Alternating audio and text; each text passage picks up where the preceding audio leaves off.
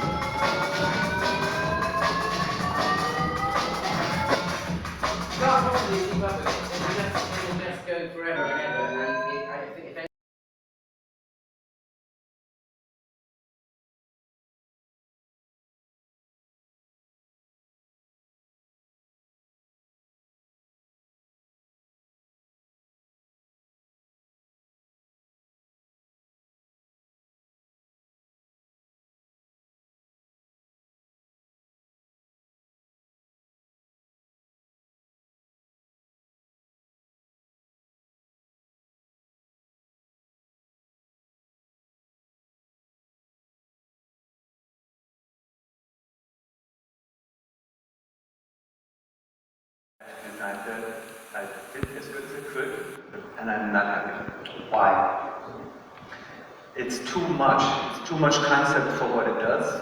So there's nothing wrong with what it does, except it's too many, I mean, it has a place in the real estate and it takes up too much.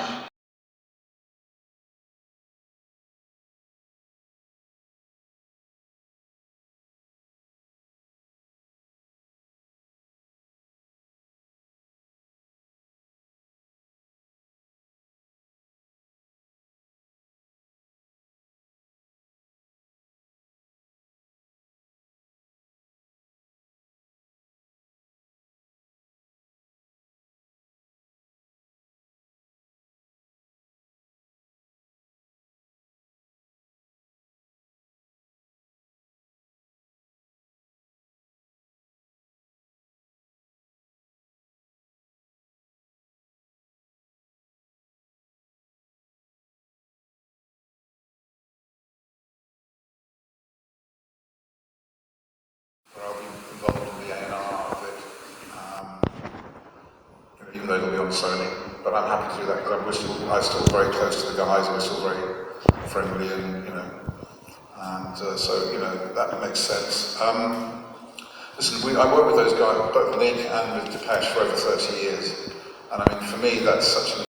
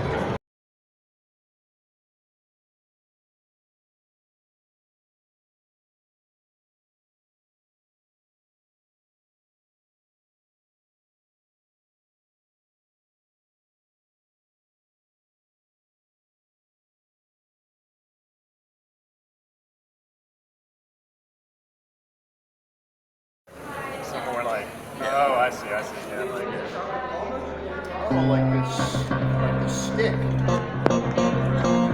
okay, you got it.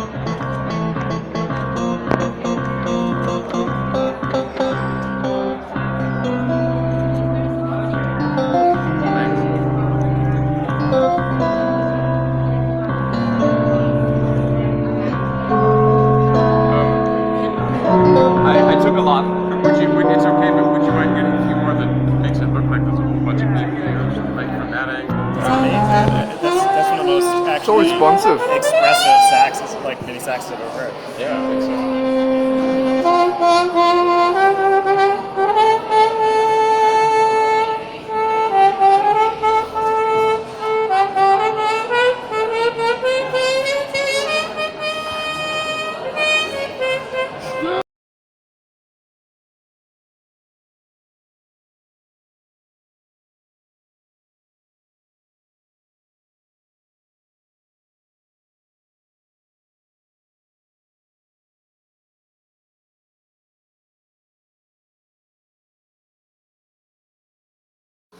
In order to control the session. And I always say that, but it's not like, it's not like just about like someone being wild and crazy, but it's also, I have 4 kids, and I deal with all of my children differently. Artists are just like children, right? You have to know their personality. My oldest daughter, she is very good in school, but she doesn't have street smarts. Because I've tried to, and not to a mistake, but I tried to put her in the best boarding schools and send her to the best university. So while I was out here, I sent her some money through Western Union, and she's like, Dad, they won't give me the money because it says Washington, and she's in Washington, D.C., and it's like, it could be Washington, the state. And I'm like, babe, it's your name, we have the same last name, you have the number, go argue with these people. Like there's a certain personality type that I know my first daughter has. So if I like flinch at her, she's gonna like jump and, like I can discipline her just by yelling at her. My second daughter is the exact opposite. She's going to go out and do whatever she wants. I can beat the crap out of her, and the next day she's going to go out and do the same thing. How does that relate to artists, right? It's like knowing the artist will tell you what to do in the studio, because you're the person that has to sort of suggest to them, hey, you've tried this 5 times, why don't you take a break? Why don't you go eat and come back? Or you have to know if the artist wants to be just left alone. Or the girl that like sings really well in church because she's in her comfort zone, but then when she sees that red light in the studio and it's studio time, she clams up. So you might suggest like, hey, you need to make everybody leave the room so she can feel comfortable by herself. Or I was doing a band one time, and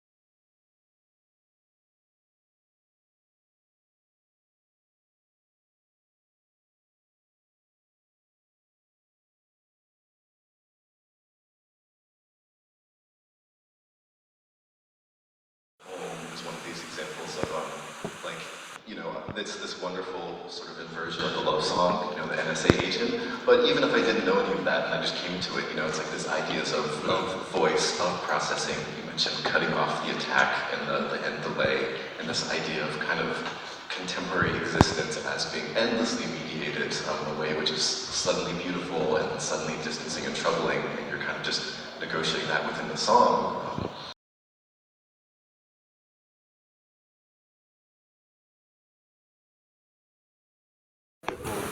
I've got the music. I play the piano. So getting into this side of things has been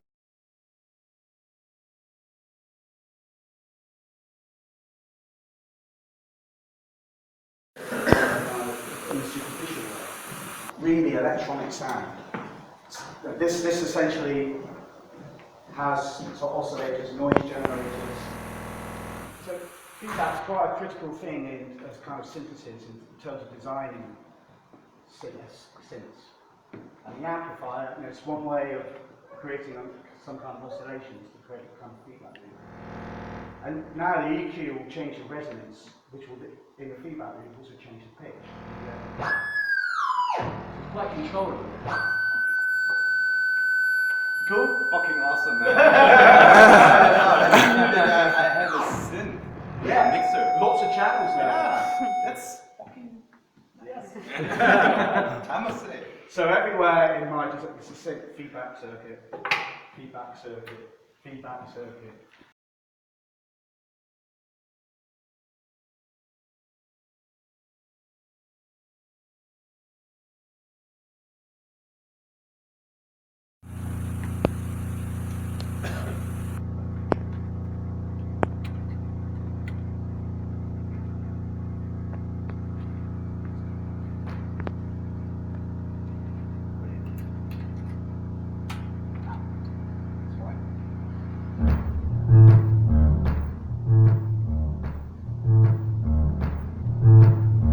So, you're ready. Nice patterns. And it has classic things like filters.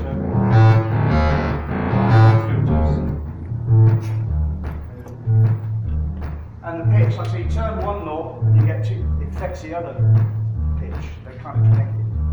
Because in one of these pots there are actually two resistors, so that's quite fun.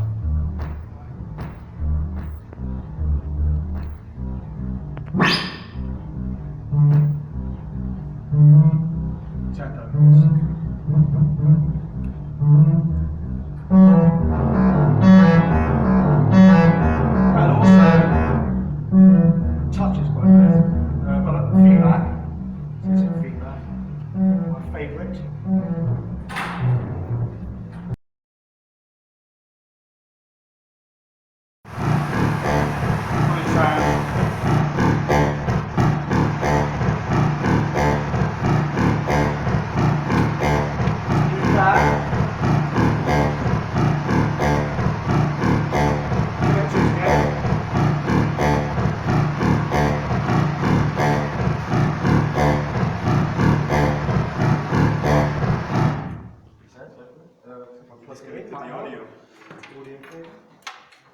You can get the feedback on itself, you can say, oh yeah, I could play all day, but I'm going to do that.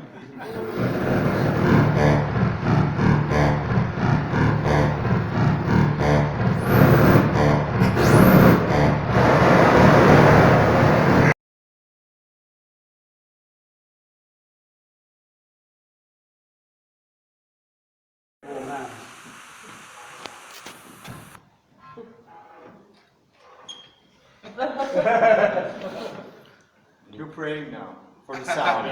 DIY. Hold hands. Top that now. Number 2.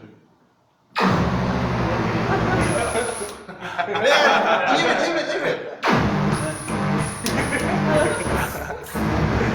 Damn! This is fucking awesome! I want to do this too! He's on everything and... Yeah, right? It's right in there. Yeah.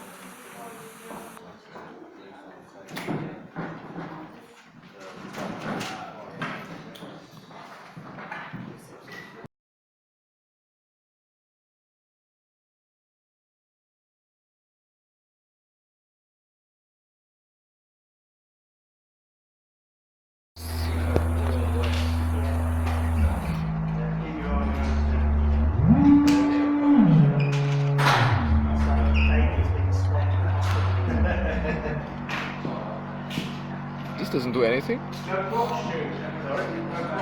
This doesn't do anything. But it's probably the patch bay, yeah? Like.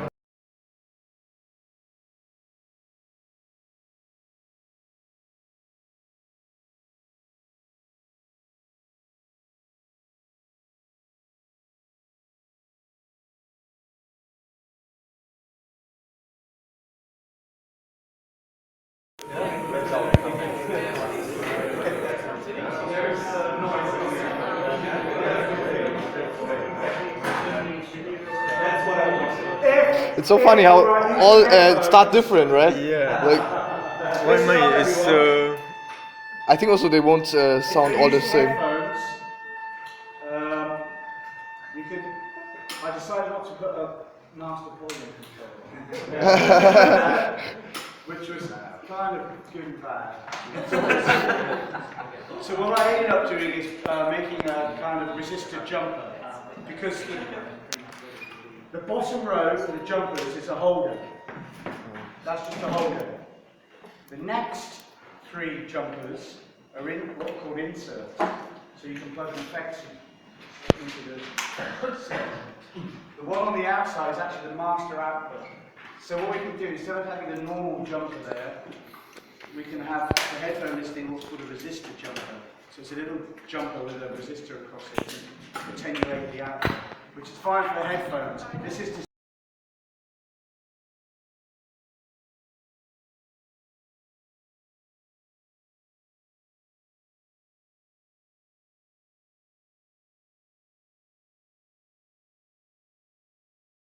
I woke up this morning to sitting on stage with 3 incredible drummers, playing really loud drums right next to me, which was great. Katarina Ernst, Zach Danziger, and Kieran Gandhi was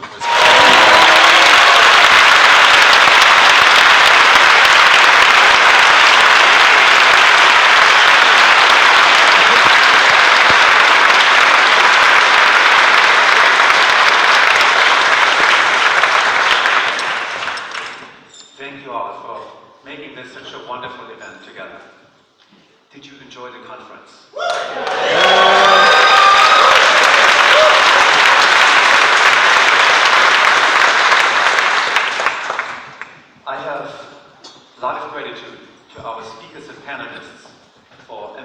talks and thoughts.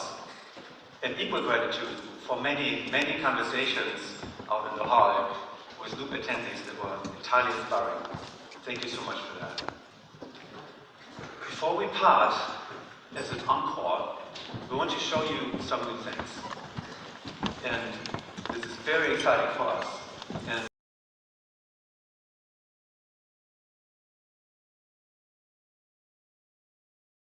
we post it officially tomorrow. Okay. So, before we look into the future, I want to take you a few years back in time. I grew up to the sounds of King Tubby and Lee Perry and Basic Channing and Brian Eno and Bernard Parmigiani.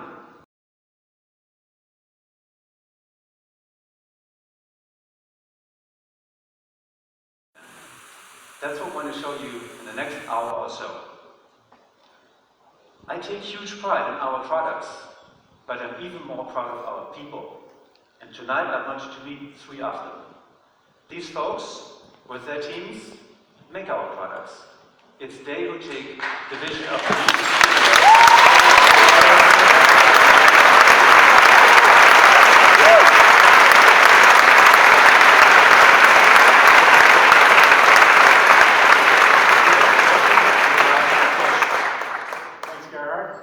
I'm Jesse, and I've been here at Ableton now for about 10 years. And I started out demoing live, and then I worked in artist relations and business development. And for the past 5 or 6 years, I've been working on hardware projects like the ABC40 and now Push. I work with an amazing team of developers and designers, and these are the people who make Push what it is, even the guy in the giraffe suit. And my job as a product owner for Push is to define the vision for Push, and to confirm that vision with end users and artists and people like yourselves, and work with this great team to make it happen.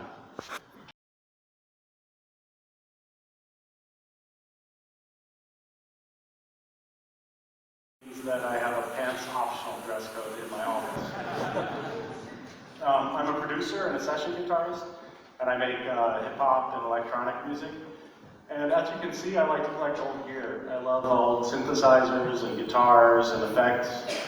And I use Push as a hub for all these things, playing notes out to these instruments and bringing the audio back into live. And learning about the idiosyncrasies of these old synthesizers and effects, this teaches me, helps me to become a better instrument maker, which helps me to define the vision for Push. So, what is that vision for Push? Push is an instrument designed for making music from scratch with your hands. And we wanted to immerse you in the fun parts of music creation and take away the... Okay, that sounds good. Want to do me a favor? What? Could you just say your name into this microphone? Tatiana Ali.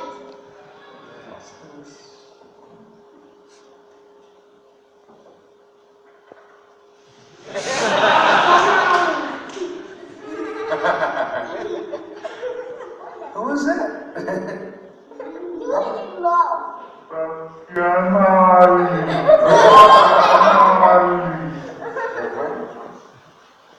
So this was my first introduction to sampling. It's Herbie Hancock on Sesame Street in 1983.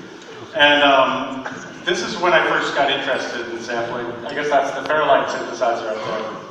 From here, I got into the great hip-hop of the late 80s and early 90s, people like De La Soul and A Tribe Called Quest and Jazzy Jeff and Public Enemy. And learning and listening to this music showed me that you can take one moment from a longer piece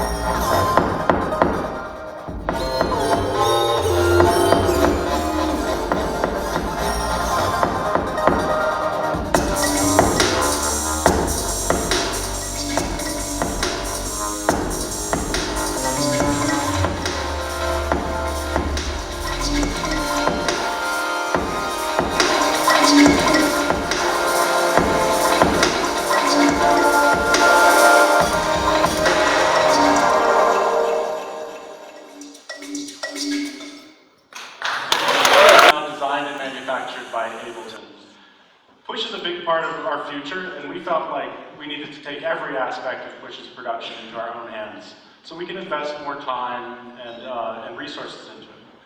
So things like this lovely display, which shows us text and images from any viewing angle.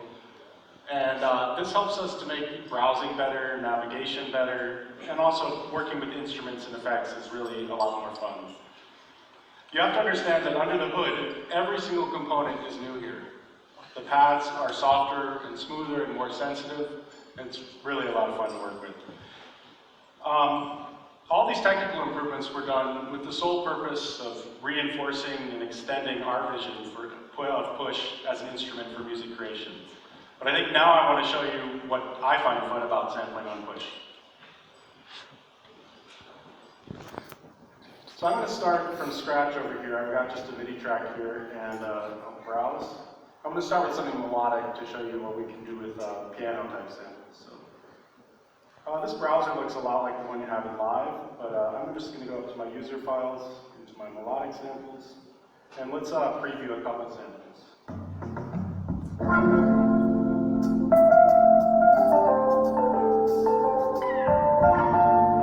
Samad Jamal, we're all big fans over here.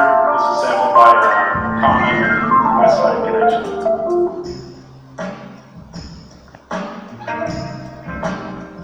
This is Dorothy Ashby.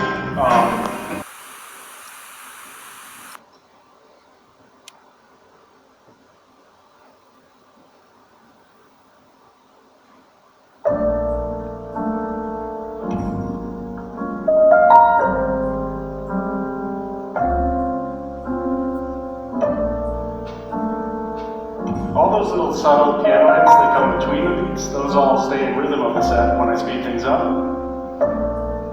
To slow it down. It's a simple thing, but it's really powerful, and it'll change the way you work with samples.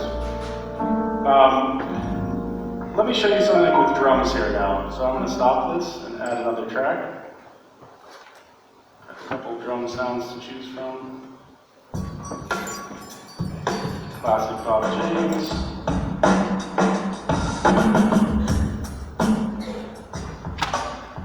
All right, so turn the sensitivity all the way down and turn pad slicing on. So this way I can manually chop up a beat just while listening to it with the pads. So, and if I don't get the rhythm exactly right, I can just play that and nudge it around. Or I can delete the slices if I don't want them. But I'm going to turn the sensitivity up now and just get a couple more slices here, and then record something along with my Bob James loop. All right.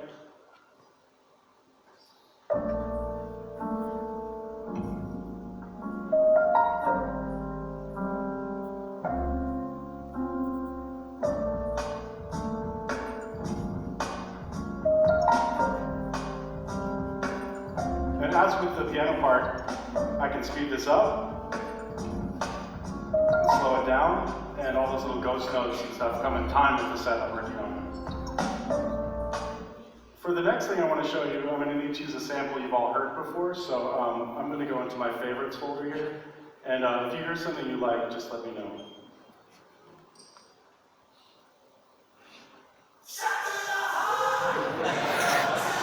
Is anybody from New Jersey out here?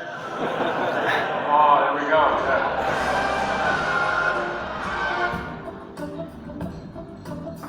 I can say without a trace of irony that I really love Michael McDonald.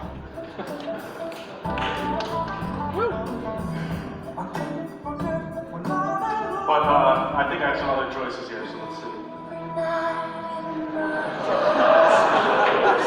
This one I listen to every night before bed.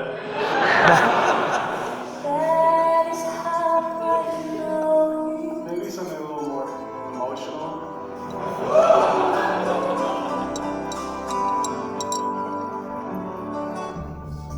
Alright, this is the one I want actually. So this is a little known band that I dug up. They're called U2, and if you don't know them, you can find them in your iTunes library.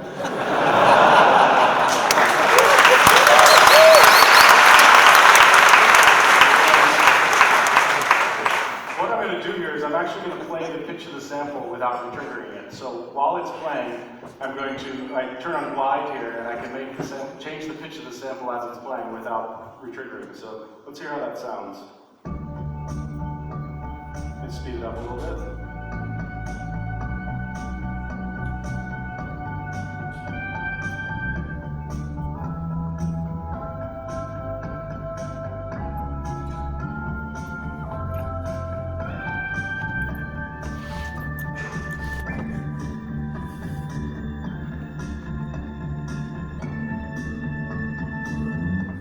So, as you can see, you can take a well-known sample and turn it into something.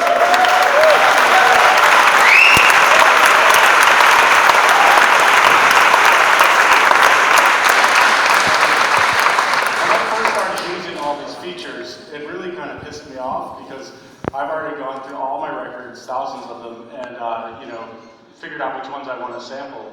But now I have entirely different ways to flip these samples, and that means a lot of work ahead of me. So just to review a couple of the points, we have a really fast and fun sampling workflow. You can automatically or manually slice up your...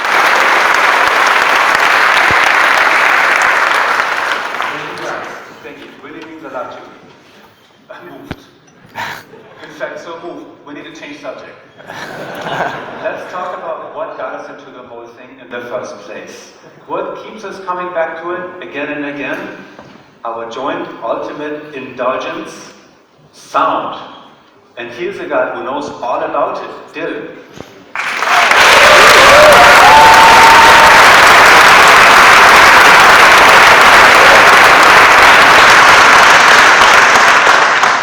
Hi, I'm Dylan. I'm the product owner for the sound team at Ableton.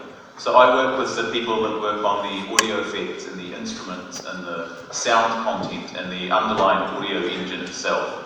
Basically anything that makes or processes sound in live falls into our world. So the first thing you might notice while I'm working here is that the metering throughout the mixer in live has changed. We've now got these combination peak and RMS meters. So they show you the peak level that you're getting, but also the average volume. And this means that when you're working on individual elements in a mix, it's much easier to see where the energy in your mix is coming from, and it also lets you keep a really close eye on the overall dynamic of your mix on the master channel. So just quickly, I'm going to record some guitar down now as a sample to start making a piece of music.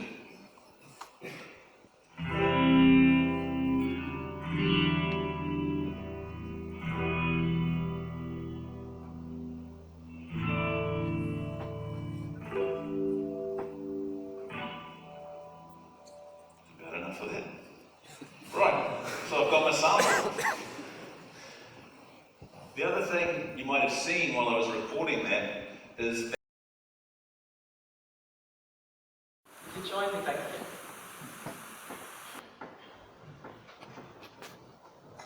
So if Jesse and Dylan want to jam together now, all they have to do is get on the same network and switch link on. You can see Dylan selecting a wireless network. So we will show you here how Link works wirelessly. The cables you see on the table are for audio. And if you move over to the top left corner of Dylan's screen, you can see it says one link, a connection has been established. To give you a better view of what's going on, we'll show Dylan's live set in the right half of the screen and Jesse's push on the left. Okay, I think we're all ready to go. So Dylan, give us a beat. Cool. So as I said, connection has been established. And what that means is, no matter when Jesse launches his Bill Evans loop, it will come in from the bottom.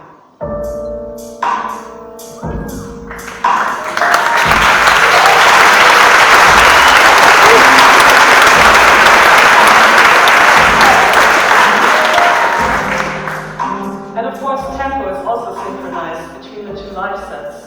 So just as Jesse showed before, he can speed up and slow down Bill Evans. Bill's live set follows.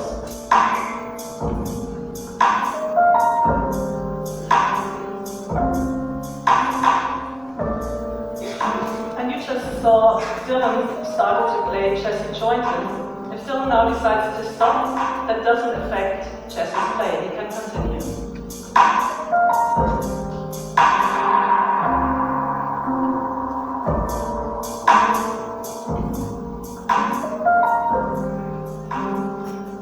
I invite you to pause for a moment and consider how natural this interaction felt.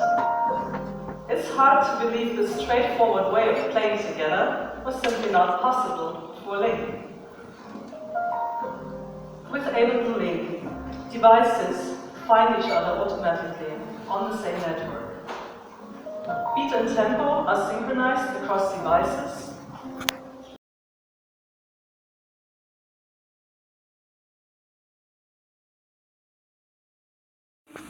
So let's add it to the mix.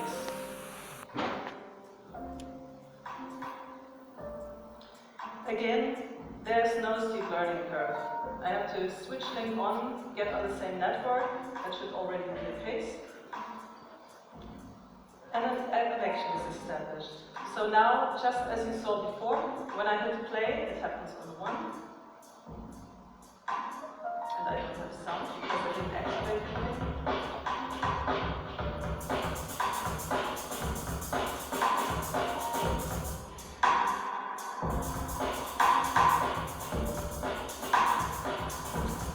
I could change tempo now if I wanted to, and the others would follow. So overall, I can play pretty much as I would on my own, and Link takes care of the timing. Of course, you can use Link on your own with a live set and your iPhone, for example, but it's really much more fun to play with others. We've tried that extensively in our office. Here's the team who developed Link jamming. Actually, there's one thing that might not have become apparent so far. And so on. 2.